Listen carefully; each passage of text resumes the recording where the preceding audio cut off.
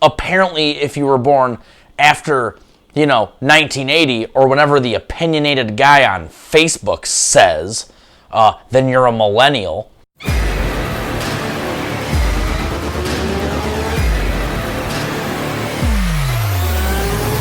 What's up, Wolfpack? Welcome back. As always, I am WIGSLY.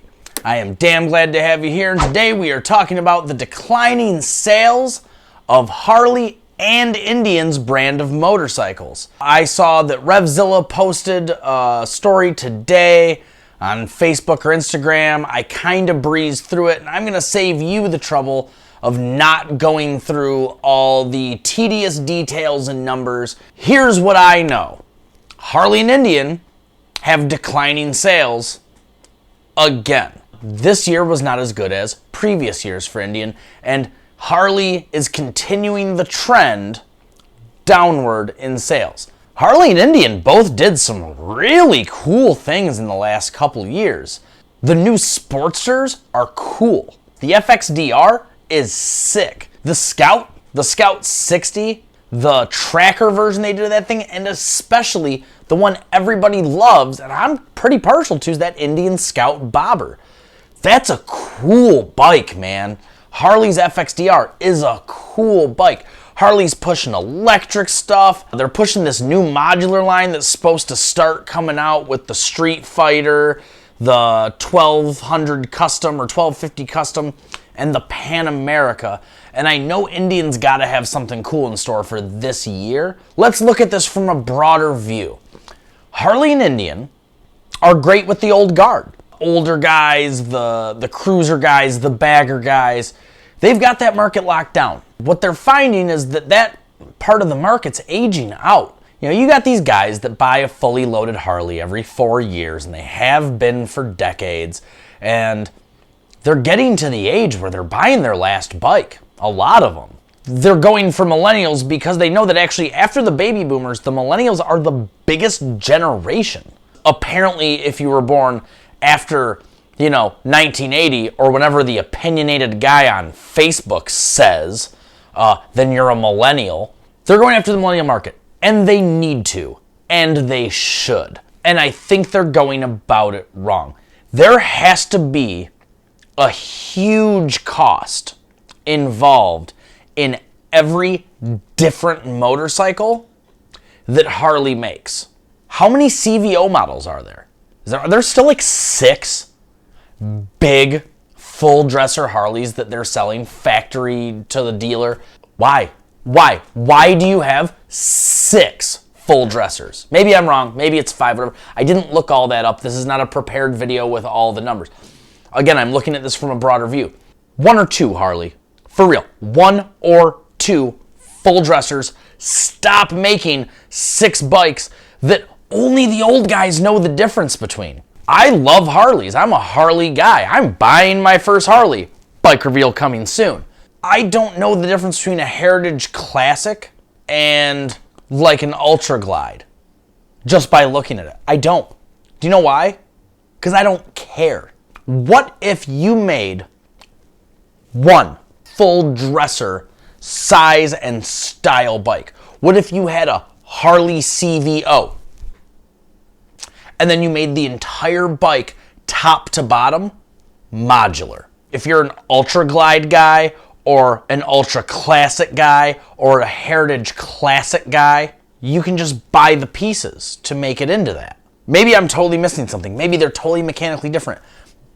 But I really have my doubts. And a lot of guys really cried and moaned and whined and complained that they killed the Dyna. I think it was time to kill the Dyna. I think that was the right move. I think that the wrong move was to put out like 12 Softails. As apparently I'm a millennial, let me tell you what I think. I think I should be able to walk into the Harley dealership and I either want a Sportster, a mid-size bike, or a full dresser. Why are there like 5 Sportsters? They're all the same damn frame of bike. I should be able to walk in and say, I like the fat tire on the front, like the 48. I like the mini ape, cafe scoop windshield look of that 1200 special. Here's the things I want to mix and match. I should be able to come in and on like a touch screen, like build out the Sportster that I want Harley to make me. And if the few examples of what you can do that they have out on the dealership floor, if that suits you, you still buy it right off the showroom floor. Like, why do you have like 30 frickin' models? Simplify it. Indian doesn't have as robust a selection as Harley does, and they're working on going there. And I think maybe they shouldn't. I think they should keep doing what they're doing, and every year, release that bike again. Put out a factory custom model each year. Last year was the Bobber. Don't do the Bobber again. Do a Tracker, do a Cafe, but build it on the backbone of the Scout. I think that they could go a long way by simplifying that for the noob. Harley does not need to retain customers. Because here's the other truth about the old guard. They're still going to buy a Harley the next time they buy a bike if they buy a bike again. Let's be real, there are some guys that no matter how much trash they talk, how much whining and crying they do about having to work on their Harley again, how much whining and crying they did when the Dyna died, how much whining and crying they do every time Harley tries to do anything sporty at all. Oh my God, it's not a Harley. It just offends my sensibilities as an old man Harley snowflake. That guy's still going to buy a Harley anyways. You've got that guy for life. You need new people walking in the door to buy motorcycles that have either never bought a Harley motorcycle before or never bought a motorcycle before.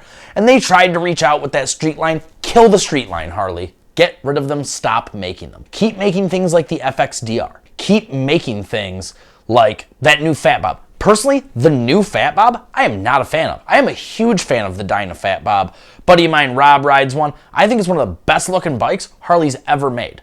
I do not like the new Fat Bob compared to it, but I still think that it's what Harley should be doing. It's time to branch out and leave some of the old things behind. Harley and Indian will survive. And my prediction is honestly that if they keep seeing these declining numbers, they either will start getting rid of some of the filler models that they don't need to be making and marketing, and that's just my opinion. You can feel free to debate in the comments. I don't expect everybody to agree with me.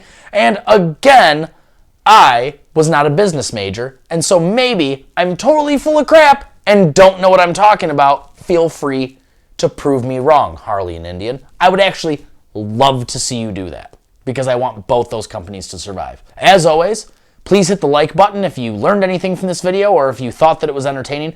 If you've not subscribed already, please consider smashing the subscribe button and definitely hit that little bell notification so that you get notified when new videos go live and see them first. I am WIGSLY, the first of his name, the Lord of the Wolves, the leader of the pack, the Warden of Waterford, and I'll see you on the road.